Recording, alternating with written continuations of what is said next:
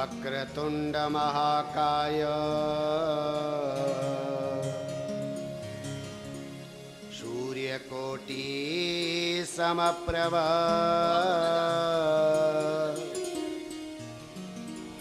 निर्विघ्नं कुरु मे देव सर्वकार्येषु सर्वदा लंबोदर नमस्तुभ्यं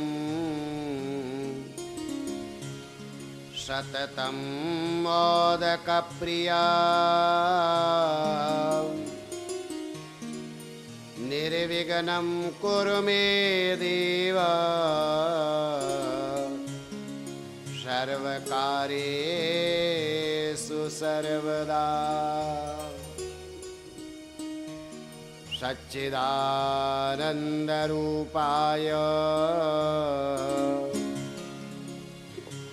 विश्वोत्पत्त्यादिहेतवे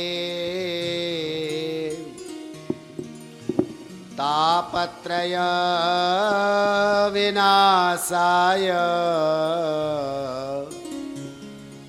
श्रीकृष्णाय वयं नमः।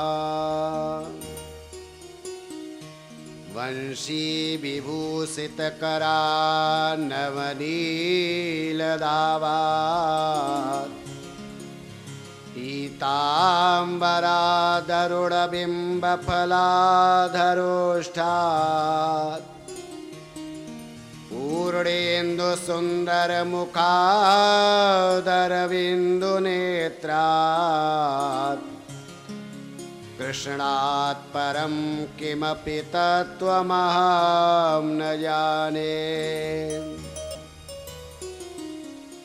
राधे मेरी स्वामिनी और मैं राधे को दास जन्म जन्म मोहि दीजियो श्री वृंदावन वास। नमोस्तु ते व्यास विशाल बुद्धे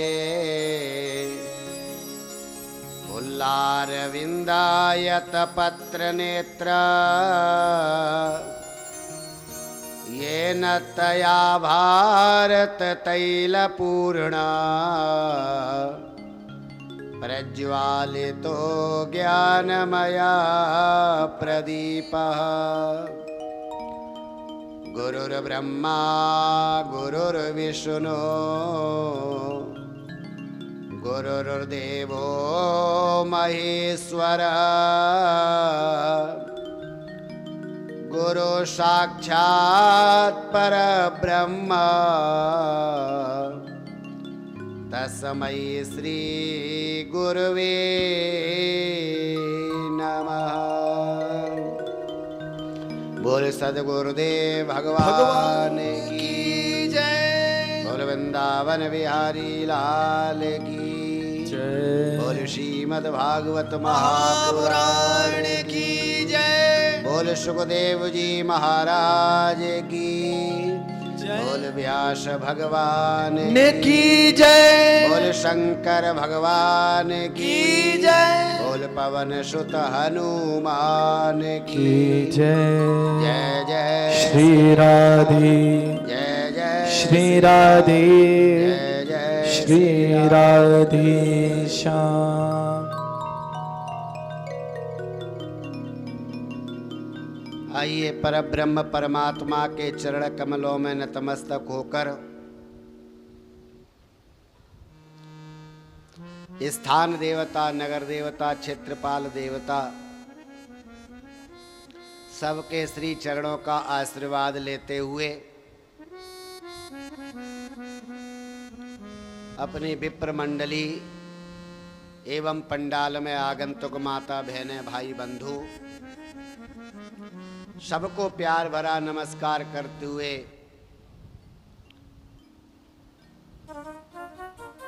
भगवान की प्रेरणा से आज पुनः आश्विन मास के कृष्ण पक्ष की दशमी एवं एकादशी तिथि को कथा श्रवण करने के लिए अपने पूर्वजों के निमित्त संकल्पित करते हुए श्रवण करें, ताकि हमारे पूर्वज जहाँ भी है, जिस परिस्थिति में हैं, परमात्मा उन्हें संतुष्ट करे और वही हमारे पूर्वज हमें आशीर्वाद प्रदान करें। आइए दो बार प्यार से उन्हीं के निमित्त हरि का गुणगान करते हैं। बोल सद्गुरुदेव भगवान की जय हो। जय जय राधा रमण गिरधारी, गिरधारी श्याम बनवारी। जय जय राधा रमण गिरधारी, गिरधारी श्याम बनवारी। जय जय राधा रमण गिरधारी, गिरधारी श्याम बनवारी। जय जय राधा रमण गिरधारी, गिरधारी श्याम बनवारी। जय हो।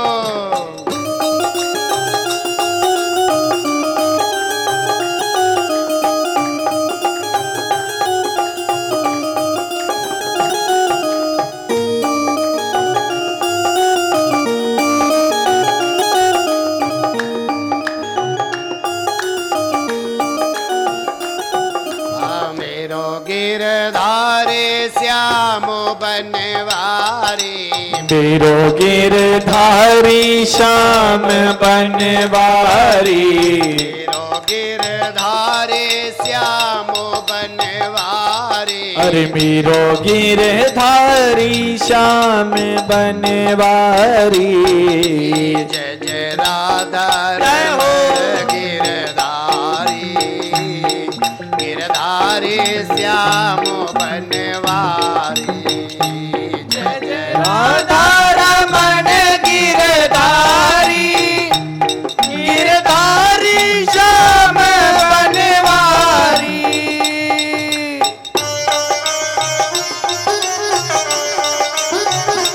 जय हो।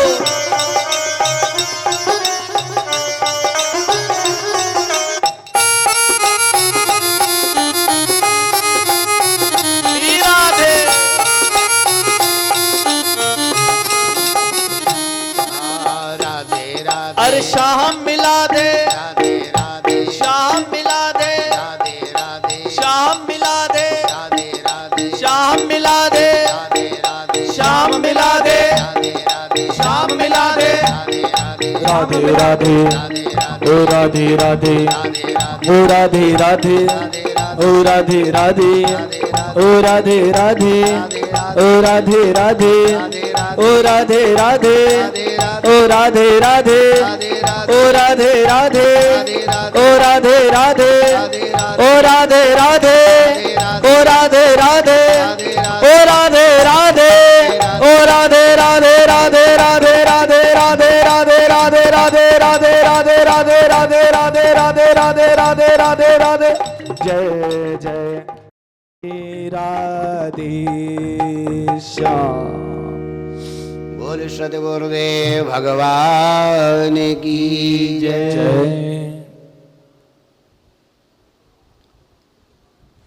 कल धुंधकारी के प्रसंग से ये सिद्ध हो जाता है कि धन्य भागवती वार्ता प्रेत पीड़ा विनाशिनी। प्रेतत्व दोष को निवारण करने के लिए यदि कोई संसार में साधन है तो वो श्रीमद् भागवत की कथा है। प्रमाण के लिए धुंधकारी का प्रसंग बताया। प्रेत दोष हो, पितर दोष हो, उनकी शांति के लिए श्रीमद् भागवत की शरणागति को स्वीकार करें। करने कराने का साधन यही है कि पितृपक्ष में जो नहीं करा सकते, घर में पढ़ तो सकती हैं माताएं, स्वयं पढ़ लें। केवल मात्र यहां से घोषणा ये नहीं की जाती कि आप कराएं, घोषणा ये की जाती है कि करें, या स्वयं कर लें या कराएं, जैसा साधन आपके पास उपलब्ध है। लेकिन ये श्रेयस्कर है, जरूर करें। शौनकादि ऋषियों ने सूत जी महाराज से अनेक प्रश्न किए और उन्हीं प्रश्नों में उन्होंने कहा कि महाराज, किम श्रेय शास्त्र सार,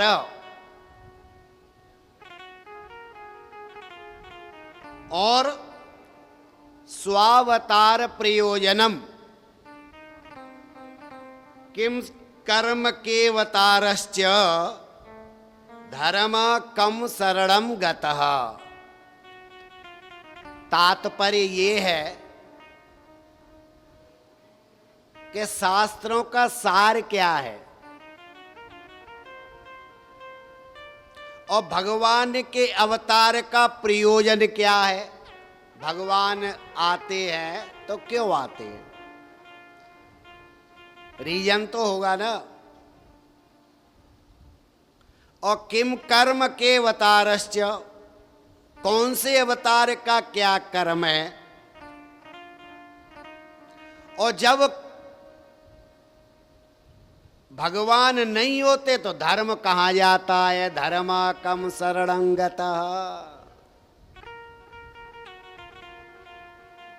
ऐसे सुंदर प्रश्न किए।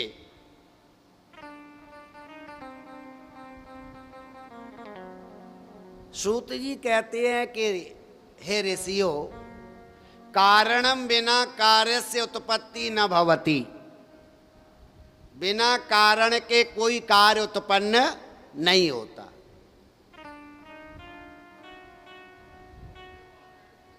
श्रीमद् भागवत का बनाना, निर्माण करना व्यास जी के द्वारा, तो ये भी तो कारण है।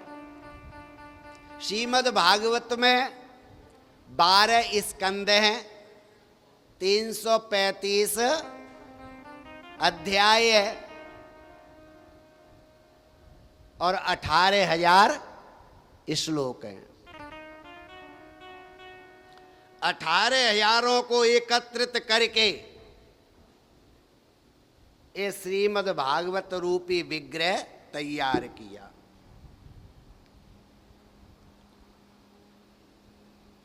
सतचित आनंद परमात्मा की लीलाओं का इसमें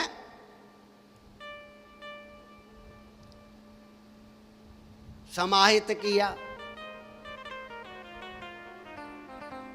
उस आनंद स्वरूप की कथा जिसको कहा जाता है सच्चिदानंद रूपाय विश्वोत्पत्त्यादि हेतवे तापत्रय विनाशाय श्री कृष्णाय वयम नुमः। सर्वप्रथम नमस्कार किया जाता है, वयम नुमः, हम लोग नमस्कार करते हैं। किसे करते हैं? उस परमात्मा को। क्यों करते हैं? क्योंकि वो सच्चित आनंद स्वरूप है। और क्यों करते हैं? इसीलिए करते हैं क्योंकि वो विश्व की उत्पत्ति, स्थिति और प्रलय का हेतु है। और क्यों करते हैं? हमारे 3 प्रकार के तापों का निवारण करने वाला है। जो ताप होते हैं आध्यात्मिक, अधिदैविक, अधिभौतिक, उनका निवारण करता है परमात्मा। दैहिक, दैविक, भौतिक तापा राम राज काहू नहीं व्यापा। इसीलिए हम उस परमात्मा को नमस्कार करते हैं। आनंद स्वरूप। चौथे दिन हम गाया करते हैं ना, नंद घर आनंद भयो। तो ये जो आनंद है ना, यही परमात्मा का नाम है।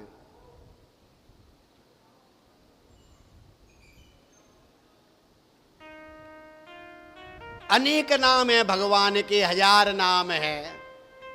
बाकी भगवान का नाम तो वैसा है, श्रद्धा से जो कहो वही नाम बन जाता है। लेकिन चौथे दिन जब जब गाया जाएगा तो क्या गाया जाएगा? नंद घर आनंद भयो। तो सच्चिदानंद वो आनंद स्वरूप है। वो परमात्मा हर स्थिति परिस्थिति में आनंदमय रहता है। जीव में परमात्मा में यही अंतर है। आनंदमय हम भी होते हैं, लेकिन हम अपेक्षाओं के साथ आनंदमय होते हैं। जब हमारी कोई अपेक्षाएं इच्छाएं पूरी हो गई तो आनंद आया। अगर जब भगवान ने उन इच्छाओं को पूरा किया तो आनंद आया, और वही आई हुई वस्तु कहीं चली जाए तो वही आई हुई वस्तु का हमें दुख होने लगता है। यही जीव में और परमात्मा में अंतर है। इसीलिए आनंदमय परमात्मा को ही कहा जाएगा। बोल सद्गुरुदेव भगवान की जय। कथा सुनी, सबको आनंद आया। धुंधकारी का उद्धार किया। 7 दिनों तक कथा हुई।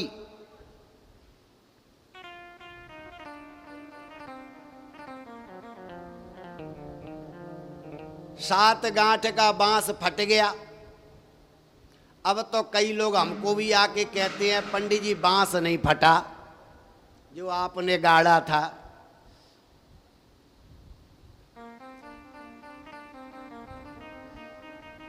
तो अब हम एक ही जवाब देते हैं, हमने बांस को फाड़ने के लिए कथा नहीं करी।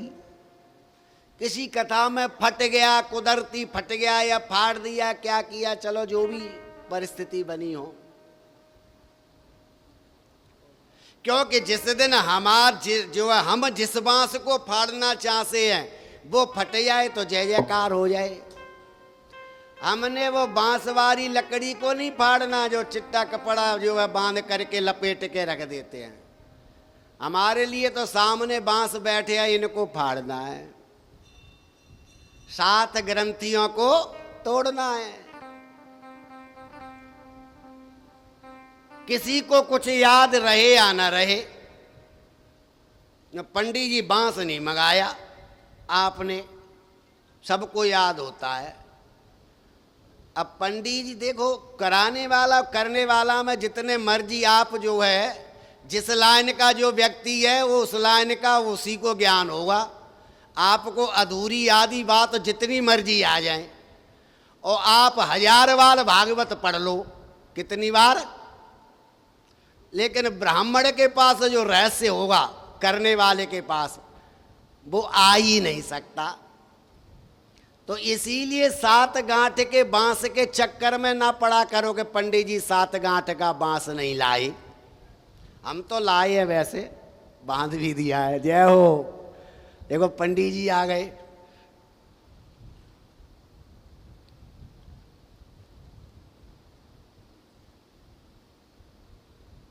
सात गांठें कौन सी हैं? जीव रूपी इंसान के अंदर 7 गांठें हैं, उनको हमने तोड़ना है।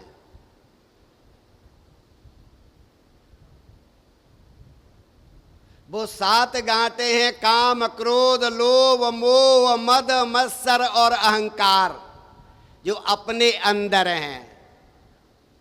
उनका नाश करना है। बांस की गांठों का नहीं। बांस तो वासना का प्रतीक है। अपने अंदर की वासनाओं का नाश करिए। बोल वृंदावन बिहारी लाल की जय हो।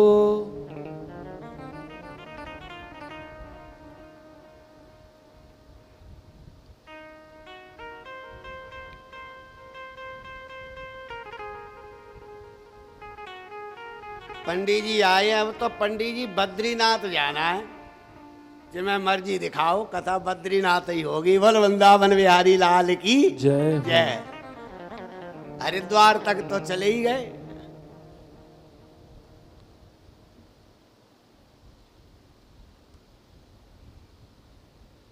इसीलिए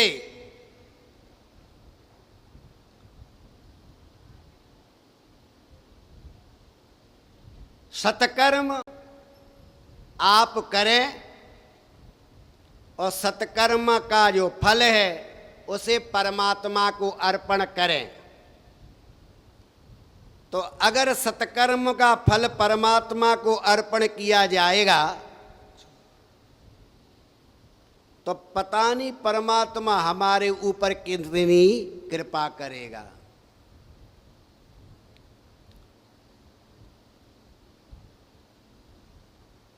बड़ा आनंद आया सबको। सभी गांव वालों ने कथा सुनी। धुंधकारी के बाद गांव वालों का भी उद्धार हो गया। सबको बड़ा आनंद आया।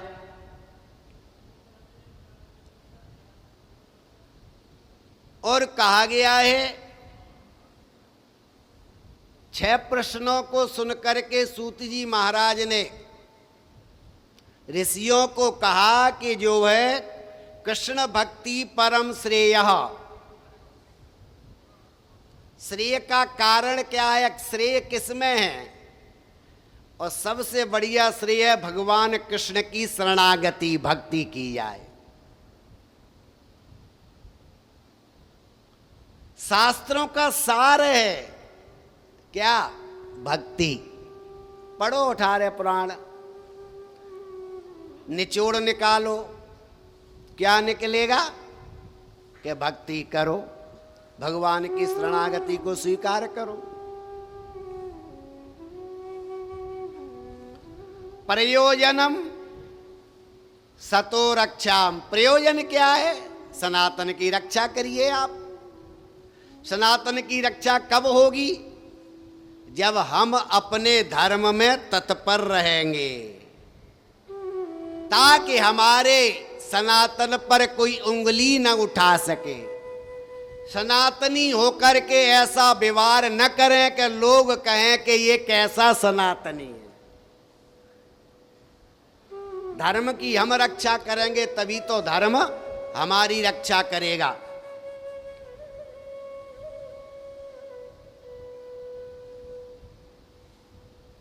परमात्मा की बनाई हुई सृष्टि में जिस धर्म में हमें उत्पत्ति मिली है उस धर्म का पालन करना ही व्यक्ति का कर्तव्य है। गीता कहती है स्वधर्मे निधनम श्रेय पर धर्मो वयावह। इसका अर्थ ये है कि प्रत्येक प्राणी का कर्तव्य है वो अपने धर्म का पालन करे।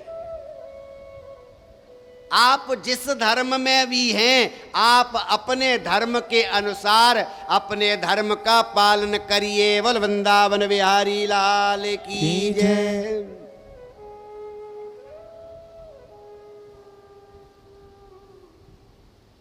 और धर्म का प्रयोजन क्या है? धर्म का प्रयोजन है मोक्ष। बाद में इंसान क्या चाहता है कि मोक्ष मिल जाए। धर्म का प्रयोजन अर्थ नहीं है, पैसा नहीं है। धर्म का प्रयोजन होता है मोक्ष। तो धर्म के अनुसार आप चलोगे तो मोक्ष स्वाभाविक ही हो जाएगा।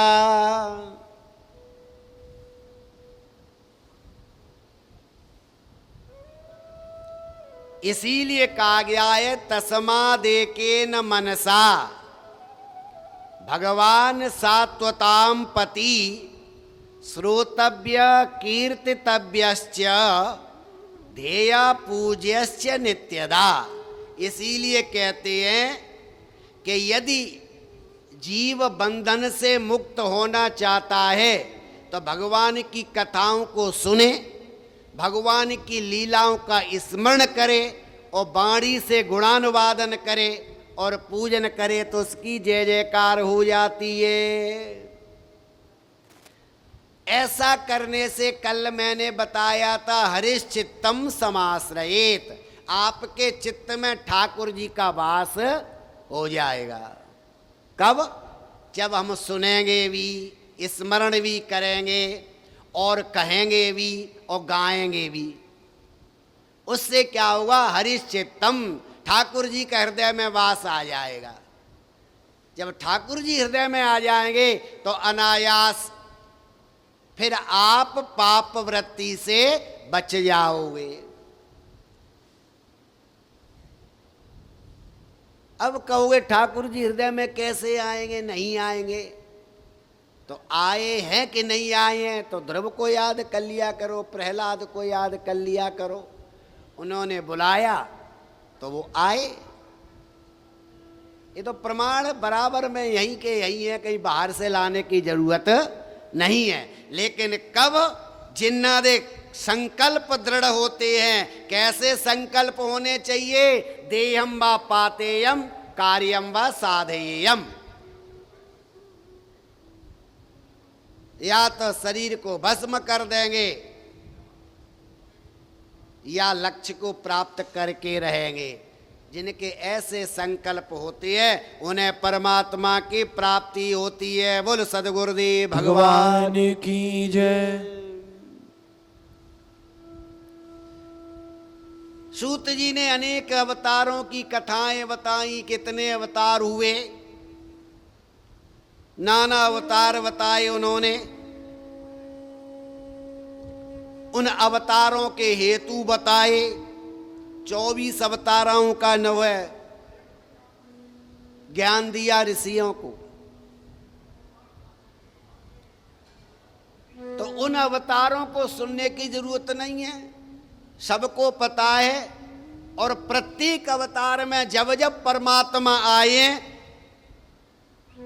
केवल मात्र जब जब परमात्मा आया तो किसके लिए आए हैं? तो तुलसीदास जी ने लिखा है,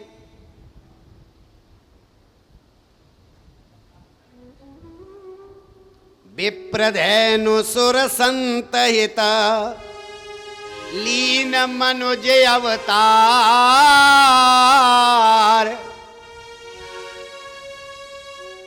निज इच्छा निरमित तनो माया गुण गोपार। तो जब जब परमात्मा का अवतार होता है, विप्रधेनु सुर संत हित। महाराज आप दुखी क्यों हैं? परेशान क्यों हैं? आपके दुख का कारण क्या है?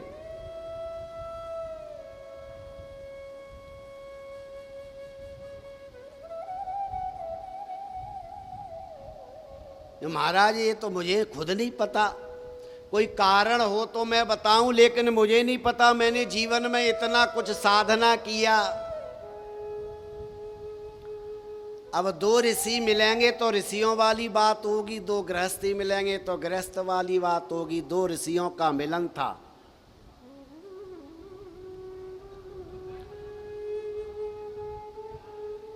बड़ी ज्ञान चर्चा हुई और ज्ञान चर्चा के बाद नारद जी ने व्यास जी को अपना चरित्र सुनाया।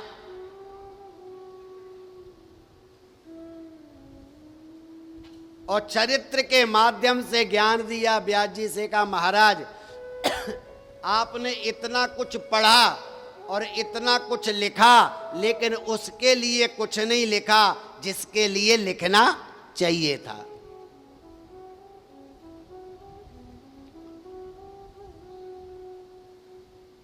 दासी पुत्र से लेकर के नारद जी ने अपनी सारी कथा बता दी और ये भी बता दिया कि वो दासी का पुत्र मैं अब नारद जी बन गया, देवर्षि बन गया।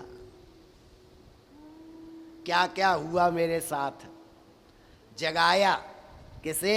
व्यास जी को। जो आप भी कुछ करिए।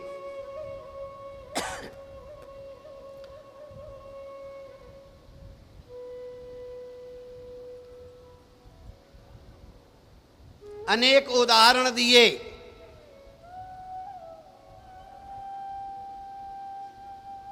और प्रेरणा दी।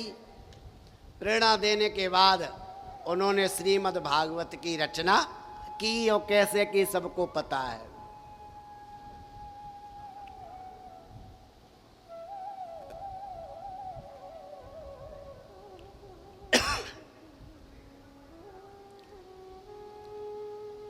श्रीमद् भागवत की रचना करने के बाद इसका प्रचार कैसे हो, प्रसार कैसे हो, तो सुखदेव जी का आगमन हुआ। बोल सुखदेव जी महाराज की जय।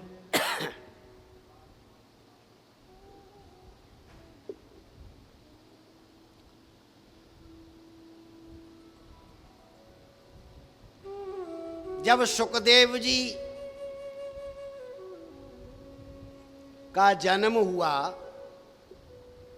तो जन्म से पूर्व ये भगवान के रक्षित हैं, क्योंकि इन्होंने गर्भ में ही व्यास जी से आश्वासन ले रखा था कि मेरे लिए प्रार्थना करो, मैं बाहर तब आऊंगा जब मेरे ऊपर भगवान की माया का आक्रमण नहीं होगा। क्योंकि 12 वर्षों तक ये गर्भ में रहे और भगवान को प्रसन्न किया तो माया का आक्रमण नहीं हुआ। जन्म हुआ और जंगलों में जाने लगे। 12 वर्ष का बालक तो चल सकता है।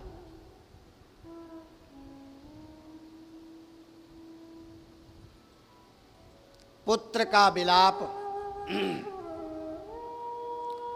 जब माता ने किया तो पिता को नहीं देखा गया। पत्नी विलाप कर रही है पुत्र का। व्यास जी तो जानते हैं, क्योंकि इसके ऊपर माया का आक्रमण नहीं है, निर्लेप है, निरासक्त है, इसे के अंदर मेरा तेरा नहीं है, इसने तो जाना है। लेकिन अपनी पत्नी को आश्वस्त करने के लिए जाते हुए सुखदेव जी को व्यास जी ने रोका एक श्लोक के माध्यम से।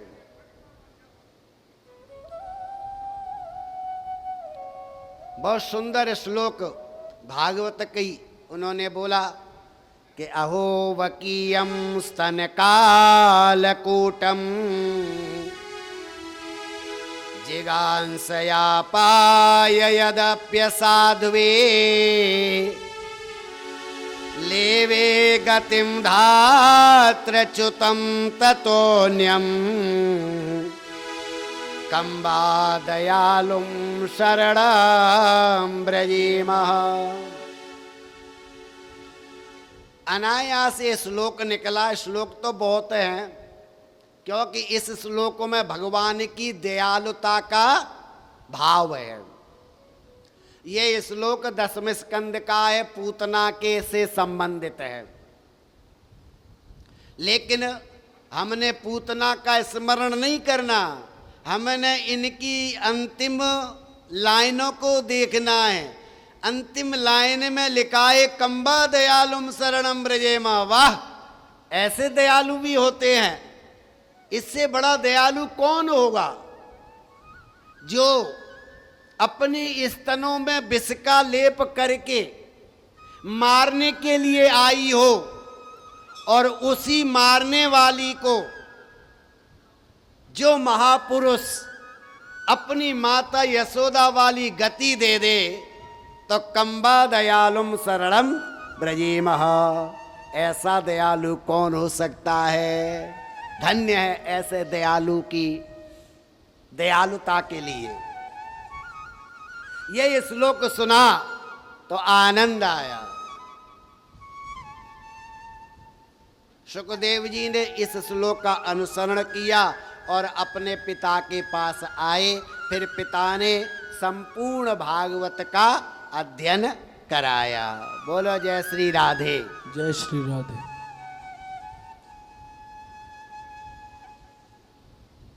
संपूर्ण भागवत का अभ्यास कराया।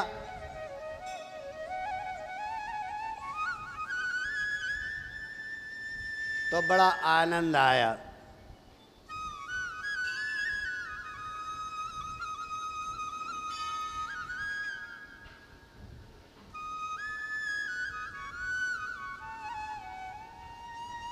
बोल सदगुरुदेव भगवान की जय। आइए दो बार प्रेम से ठाकुर जी का स्मरण करेंगे, भगवान का नाम लेंगे, फिर भगवान की मंगलमयी चर्चा को आगे बढ़ाएंगे। व्यास जी और सुखदेव जी का आगमन हुआ है, हम लोग भी उनको नमन करें। बोल सुखदेव जी महाराज की जय। सुखदेव जी का आगमन हुआ। आइए अब जो है महाभारत के दरमियान पांडवों के वंश में जो राजा परीक्षित हुए हैं, उनके आगमन की कथा भी पढ़ें। पांडवों का स्वर्गारोहण हुआ, पांडवों की मृत्यु उजागर हुई, पांडवों का जीवन श्रेष्ठ था, उनकी कीर्ति का विस्तार हुआ और सबने उनकी जय जयकार करी। क्या कुछ सहा, ये कथा सबको पता है।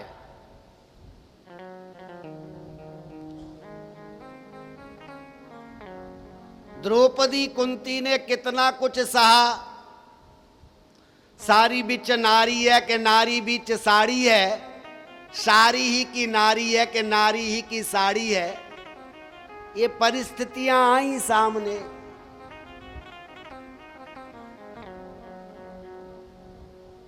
लेकिन रक्षा किसने की? परमात्मा ने। दुर्वासा जैसी मंडली को निमंत्रण देने के बाद रक्षा किसने की? परमात्मा ने। अनेक विपत्तियां आई, रक्षा किसने की? परमात्मा ने।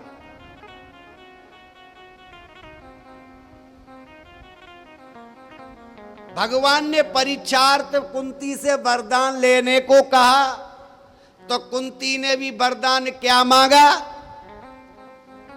कोई सुख संपत्ति नहीं मांगी। कुंती ने भी वरदान यही मांगा कि लाला, क्योंकि बुआ लगती थी, अगर हमें कुछ देना है ना तो हमें विपत्तियां दो। क्या दो? विपत्तियां।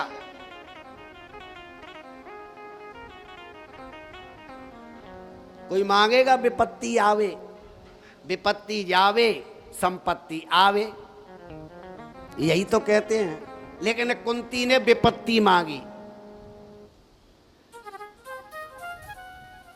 दुख मांगा। दुख भगवान ने पूछा तूने दुख क्यों मांगा?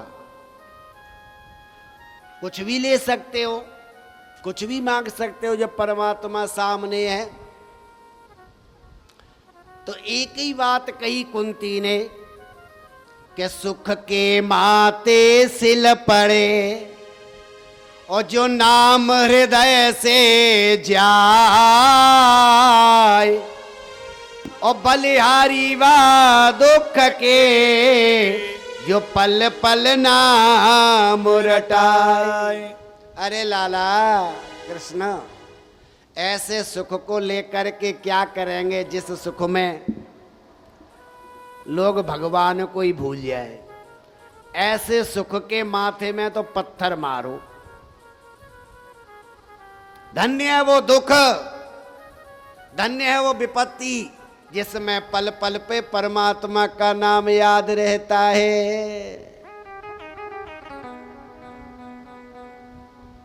ऐसे ऐसे महापुरुष हुए हैं। यही महानता के कारण उनकी कथाओं को आज तक हम कर रहे हैं, सुन रहे हैं, सुनाते आ रहे हैं। तो मैं बता रहा हूं कि भगवान ने उनकी रक्षा की। क्योंकि उन्होंने कभी भी धर्म का अवलंबन नहीं छोड़ा। धर्मो रक्षित रक्षितः, उन्होंने धर्म की रक्षा की तो धर्म ने उनकी रक्षा की। चाहे कोई भी परिस्थितियां बनी हो, लेकिन परमात्मा हमेशा साथ रहे।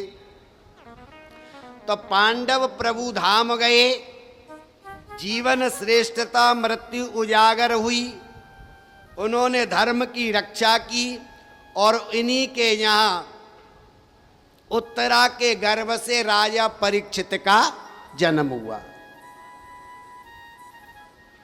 परीक्षित का नाम परीक्षित क्यों पड़ा, इनको परीक्षित क्यों कहा जाता है? क्योंकि ये परीक्षित महाराज की भी रक्षा भगवान ने गर्भ में की थी। बोलो राधे राधे। राधे राधे। परीक्षित शब्द का नाम हो सकता कुछ और हो, कुन्नू मुन्नू चुन्नू पुन्नू पता नहीं, लेकिन परीक्षित का अर्थ क्या है? परिरक्षित, जिससे जो जिसके द्वारा पहले ही रक्षित हो, गर्भ से ही जिसकी रक्षा की गई हो परमात्मा के द्वारा, उसको परीक्षित कहा जाता है। तो उत्तरा के गर्भ में भी तो भगवान गए थे रक्षा करने के लिए। किसके लिए गए थे? किसके बचने के लिए? अश्वत्थामा के ब्रह्मास्त्र से बचाने के लिए गए थे। तो वही महाराज परीक्षित हुए, राजा परीक्षित बने और महाराज परीक्षित ने प्रजा का धर्म के अनुसार पालन किया, अनेक यज्ञ किए, धर्म अनुष्ठान किए,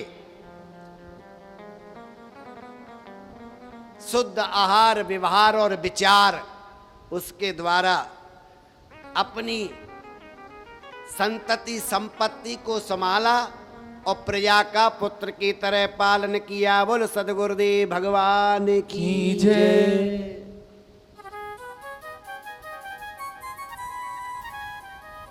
लेकिन एक दिन महाराज परीक्षित दिग्विजय की यात्रा करने के लिए निकले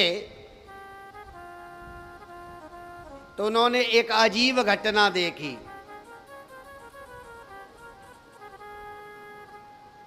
सरस्वती नदी के किनारे घूम रहे थे, जा रहे थे, वहां गाय और बैल को एक काला पुरुष लकड़ी से पीट रहा था। गाय और बैल को पीट रहा है। बैल कौन है? धर्म रूपी बैल है। और गाय कौन है? पृथ्वी रूपी गाय है। और गाय की आंखों से आंसू बह रहे हैं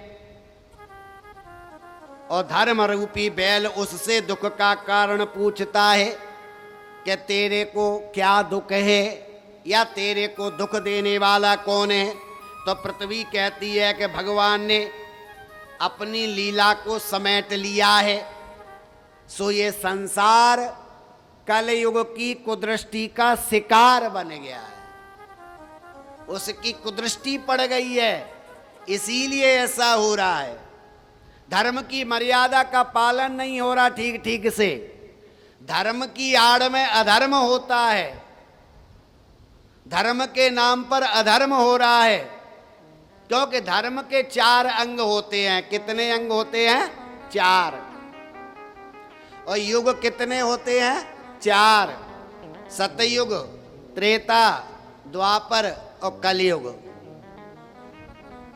और धर्म के अंग भी 4 होते हैं, सत्य, तप, पवित्रता और दया। जब ये सत्य, तप, पवित्रता, दया चारों थे तब सतयुग था। सत्य हट गया, फिर त्रेता युग आ गया। त्रेता युग में सत्य उतना नहीं रहा, तप तो रहा, और तप भी हट गया तो द्वापर आ गया, पवित्रता दया रह गई। और पवित्रता भी हट गई तो कलयुग आ गया। अब कुछ नहीं है पवित्रता के नाम पर, है कि नहीं? लो रोज देख रहे हो ना, लड्डू भी नकली घी के आ रहे हैं। तिरुपति बालाजी का चल रहा है कि नहीं? अब आप सोचिए, जो लड्डू बनाने वाला होगा वो भी तो कोई व्यापार करने वाला होगा। तो उस व्यापारी को पता नहीं कि मेरा घी जा रहा है, वो कहाँ जा रहा है? तिरुपति बालाजी में, जो सनातन धर्म का केंद्र है।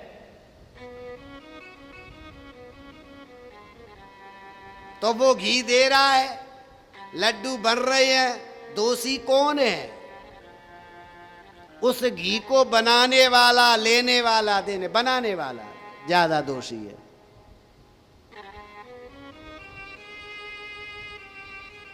तो पवित्रता कहां रही? सब मिलावट चल रहा है। अब तो केवल थोड़ी मोड़ी दया रह गई है कि दया धर्म का मूल है और पाप मूल अभिमान। तुलसी दयान छाड़िए जब लगे घट में प्राण। यत्र तत्र थोड़ी मोड़ी दया दिखाई देती है, दया है और कुछ नहीं है।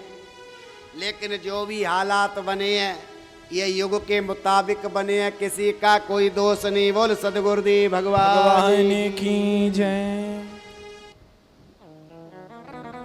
परीक्षित महाराज ने परिस्थिति को देखा कि एक बैल केवल एक ही पांव पर खड़ा है। तो परीक्षित ने पूछा कि तुम्हारे 3 पैर किसने काटे? तो बैल ने कहा कि तुम राजा हो, तुम बताओ मेरे को दुख किसने दिया? क्योंकि दुख को देने के लिए आरोप प्रत्यारोप बहुत होते। कोई कहता है कि निज कृत कर्म अपने कर्मों का फल है, कोई कहता है काल ही जो है दुख देता है, कोई किसी को दोष देता है, कोई किसी को दोष देता है।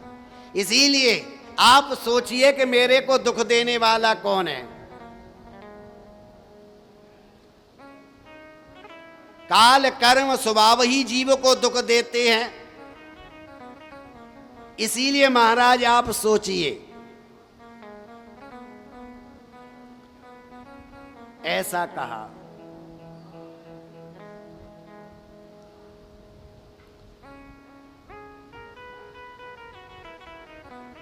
राजा ने विचार किया कि महाराज यह स्थिति कैसे बने? विद्यालय में रहो, मदिरालय में रहो, है कि नहीं, और जहां जुआ सट्टा होता हो वहां रहो, जहां हिंसा होती हो वहां रहो। ये 4 स्थान दिए। स्वीकार किए कली ने। स्वीकार करने के बाद कहा महाराज अब आप ही बताइए, ये चारों जगह गंदी हैं, इन चारों जगहों पर कोई भी जाने का जो है तैयार नहीं होता। कौन जाएगा ऐसी जगह पे? और ये मैंने स्वीकार कर ली। 4 आपने अपनी ओर से दी, एक स्थान तो मेरे लिए दे दो अच्छा सा, जहां मैं प्रेम से बैठ करके भजन कर सकूं। और जो उसने स्थान मांगा वहीं से काम खराब हो गया। स्वर्ण में मांगा और उसने स्वर्ण में स्थान मांगा और राजा ने दे दिया। और जैसे ही दिया, सबसे पहले महाराज कलयुग राजा के सिर पर सवार हो गया, क्योंकि सिर पर मुकुट पहना हुआ था। और मुकुट कोई नकली रामलीला वाले तो होते नहीं, सोने के मुकुट होते हैं, हीरे जवाहरात लगे होते हैं। और सोने में उसने वास मांग लिया और वहीं उसका निवास हो गया। और राजा की बुद्धि भ्रष्ट हुई और उसी दिन मन में आया कि मैं शिकार करने जाऊं। बोल सदगुरुदेव भगवान की जय। शिकार करने गया। शमीक ऋषि की कुटिया पर पहुंचा। प्यास की इच्छा थी, लेकिन महाराज समाधि में बैठे थे। अभिमान वश एक मरा हुआ सांप महाराज के गले में डाला, अपनी नगरी को आया। शमीक के पुत्र श्रृंगी को पता लगा कि राजा ने मेरे पिता के गले में मरा हुआ सांप डाला है। क्रोध में आकर के श्राप दिया कि जिसने भी मेरे पिता के गले में मरा हुआ सांप डाला है, मैं सांप देता हूं कि ठीक 7वें दिन तक्षक नाम का नाग उसे डस जाएगा। रोता बिलखता पिता के पास आया, मरा हुआ सांप उतारा और अपने पुत्र के रुदन को सुन करके ऋषि को, जो समाधि लगी हुई थी, ध्यान अवस्था थी, वो टूटी, खुला। जब आंखें खोली देखा कि पुत्र रो रहा है, उसके रोने का कारण पूछा तो उन्होंने कहा महाराज ऐसा ऐसा हुआ है, राजा आपके गले में मरा हुआ सांप डाल के गया था, लेकिन मैं भी आपका पुत्र हूं, मैंने उसे श्राप दे दिया। बोलो राधे राधे। लेकिन ऋषि ने कहा तुमने उचित कार्य नहीं किया, राजा को श्राप दे करके उचित कार्य नहीं किया। वो राजा है और राजा का रहना जरूरी है। अगर राजा शासक नहीं रहेगा तो प्रजा का क्या हाल होगा, समाज में उपद्रव होंगे। शासक करने वाला तो जरूरी है ना। जब तक शासन सही नहीं होगा, शासक होगा तभी तो शासन होगा। धर्म का आचरण नहीं होगा, अधर्म बढ़ जाएगा, लोग मनमानी करेंगे। इसीलिए पुत्र संगीत तुमने उचित कार्य नहीं किया। अपने पुत्र का इस श्राप को सुन करके शमीक ऋषि ने राजा के पास अपने शिष्य भेजे कि जो है अब श्राप तो दे दिया, अब तुम राजा से कहो कि यदि कोई उद्यम करना चाहे तो कर लें। बोल सतगुरुदेव भगवान की जय। उधर राजा भी घर जाकर के महलों में गया, सिर से मुकुट उतारा। उसे ज्ञात हुआ कि मेरे द्वारा ऋषि का अपमान हुआ है, तो पश्चाताप हुआ।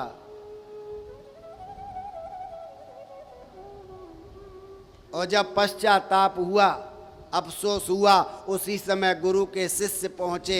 उन्होंने कहा कि ऐसा ऐसा हुआ है। तो आज राजा को भी कष्ट नहीं हुआ। उन्होंने कहा अच्छा ही किया, मुझे श्राप दिया, मैं इसी लायक था। मैंने एक महापुरुष का, मैं उन वंश का हूं जिस वंश में महापुरुषों की पूजा होती थी, लेकिन मैंने अपने वंश को कलंक लगाया। मेरे द्वारा एक संत का अपमान हुआ है तो मुझे श्राप मिला, मैं उसको स्वीकार करता हूं। ऋषि कुमारों के द्वारा 7वें दिन मृत्यु को सुना, तब जो है राजा के अंदर वैराग्य आया, अनशन किया, वैभव संपत्ति पुत्र और जो है भार्या पत्नी का त्याग किया और घर का त्याग किया और संतों की शरणागति को स्वीकार किया। बोल सद्गुरुदेव भगवान की जय।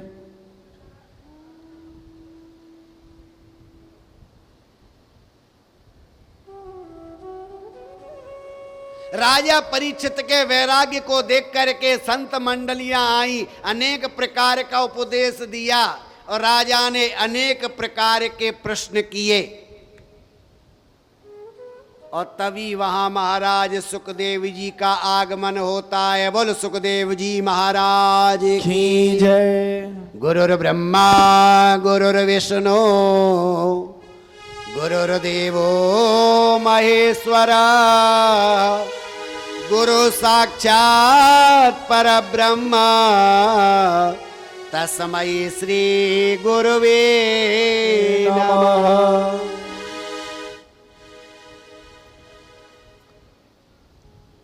सुखदेव जी को आया हुआ देख करके सबने खड़े होकर के अभिवादन किया, सम्मान किया और उचित स्थान पर बिठाया।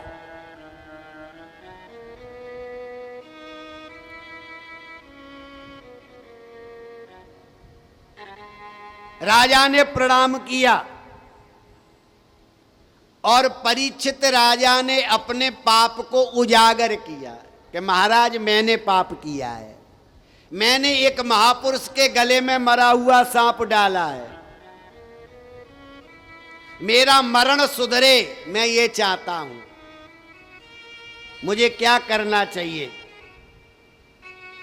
और मरणासन्न व्यक्ति का क्या कर्तव्य बनता है। मृत्यु की जो वेदना है उसका विचार किया कि कितना कष्ट होता होगा। जाकी फटी न कबऊ बिमाई और वो क्या जाने पीर पराई। जो मरा नहीं उसे कैसे पता होगा कि मरने में कितना कष्ट होता है, लेकिन अनुमान लगाया जा।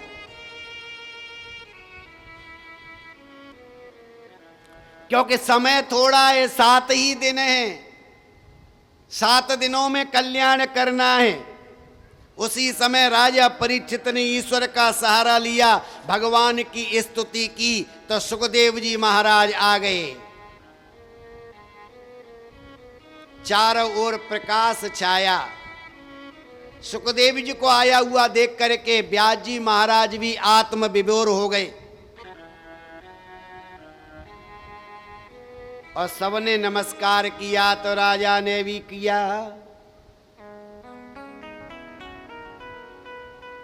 सुखदेव जी ने राजा परीक्षित को कहा कि हे राजन, तू घबराता क्यों है?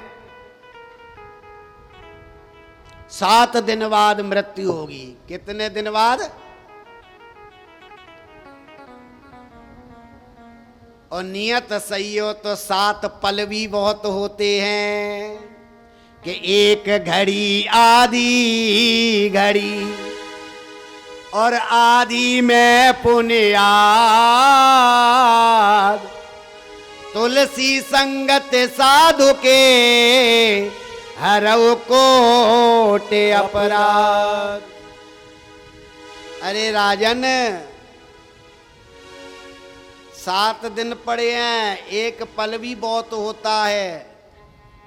इसीलिए चिंता नहीं, तुझे चिंतन करना चाहिए। बोल सदगुरुदेव भगवान की जय। चिंतन करोगे तो तुम्हारा कल्याण होगा। दीक्षा दी, शिक्षा दी, अनेक प्रकार का ध्यान दिया। राजा परीक्षित ने अनेक प्रकार के प्रश्न किए।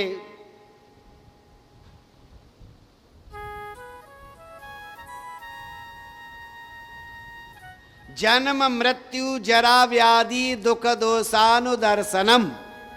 शास्त्र कहते हैं कि बार बार जन्म का, मृत्यु का, बुढ़ापे का, दुखों का चिंतन करोगे तो मन में वैराग्य आएगा। चिंतन ऐसा मत करो कि हम जवान ही रहेंगे, चिंतन ऐसा करो हम बूढ़े भी होंगे, हमारे ऊपर दुख भी आएगा, हम मरेंगे भी। और जैसे ही मृत्यु का याद करोगे तो पाप से बच जाओगे। बोलो सदगुरुदेव भगवान की जय। इसीलिए मृत्यु को याद करना चाहिए। जीवन की अंतिम परीक्षा मृत्यु है, इससे कोई नहीं बच सकता। इसीलिए राजन, मृत्यु तो हर पल होती है। क्यों भ्रम पाला हुआ है कि 7 दिन बाद मरेंगे? हम तो रोज मर रहे हैं, हर पल मृत्यु होती है।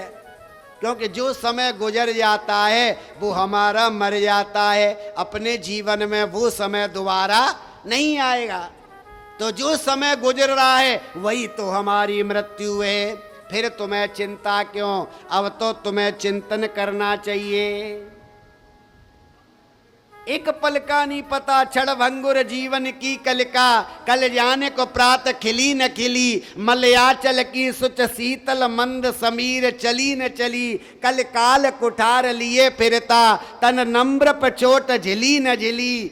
इसीलिए कहते हैं भजले हरि नाम अरी रसना, फिर अंत समय में हिली या ना हिली। इसीलिए इसको हिलाओ। हिलाने के 2 कारण हैं, बकवास में नहीं, बुराइयों में नहीं, भगवान के नाम में हिलाइए तो जय जयकार हो जाएगी। बोल सदगुरुदेव भगवान की जय।